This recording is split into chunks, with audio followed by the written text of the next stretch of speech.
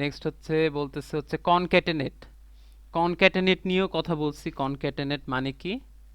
কনক্যাটেনেট মানে হচ্ছে একটা স্ট্রিং এর পিছে আরেকটা স্ট্রিং অ্যাড করে দেওয়াকে বলা হচ্ছে কনক্যাটেনেশন। ঠিক আছে, কনক্যাটেনেশন অথবা কনক্যাটেনেট। তো দুইটা স্ট্রিং কনক্যাটেনেট করার জন্য হচ্ছে কি str ক্যাট, না str ক্যাট নামে একটা ফাংশন আছে না, str ক্যাট।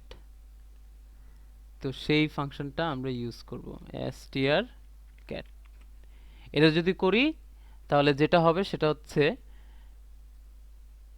এখানে আমি একটা স্পেস দিই। এটা যদি করি যেটা হবে যে হচ্ছে প্রথম স্ট্রিং এর পিছনে প্রথম স্ট্রিং এর শেষে এই সেকেন্ড স্ট্রিংটা হচ্ছে অ্যাড হয়ে যাবে। ঠিক আছে, সেকেন্ড স্ট্রিংটা অ্যাড হয়ে যাবে। এবং যদি এটা রান করি,